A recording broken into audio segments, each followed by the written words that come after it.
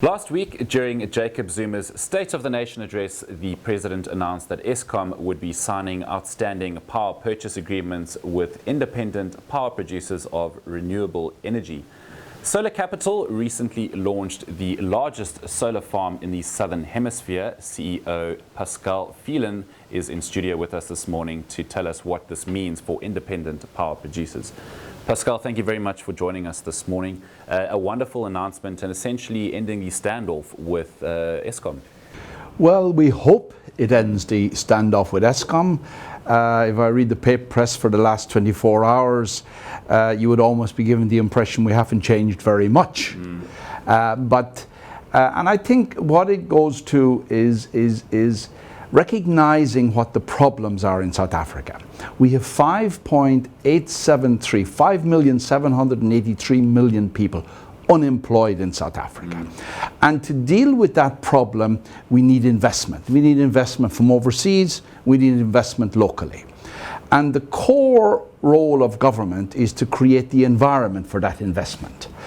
And that environment consists of consistency, policy certainty, ability to stand by decisions that were made, and a sound direction going forward. Now, Eskom has held up this program for well over a year and has left a question mark over South Africans' ability to stand by the decisions that were made. Eskom refused to stand by the decision of the Minister for Energy on behalf of the Cabinet, and it essentially got escalated to the State of the Nation address when the President said he supports renewable energy and that Eskom would sign the power purchase agreements in line with the procurement. It remains to be seen, will Eskom listen to our President?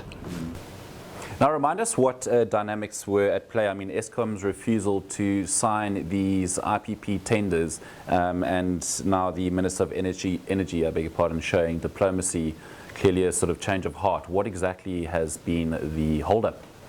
Well, Eskom said no. And in fairness to the Minister for Energy, she avoided a public spat that would create a crisis potentially in Cabinet because the Eskom doesn't report to the Minister for Energy but the Minister of Public Service, and in quiet diplomacy resolved the problem, right? What is essentially at stake is this. Eskom let down the nation, right? Eskom has had poor planning, no vision over the last 20 years. And it all came home to roost with load shedding. And now that load shedding has probably cost our economy 2% in growth. We were on an upward trajectory of growth. Now we're on a downward trajectory because everybody stopped, because we couldn't be sure that the lights would stay on, whether it was to stay in the office or to transmit television or to make widgets in a factory, right? So now that has happened, and instead of knuckling down and see how they can right the wrong, they now have a position where they effectively reduce demand for electricity so they wouldn't have blackouts.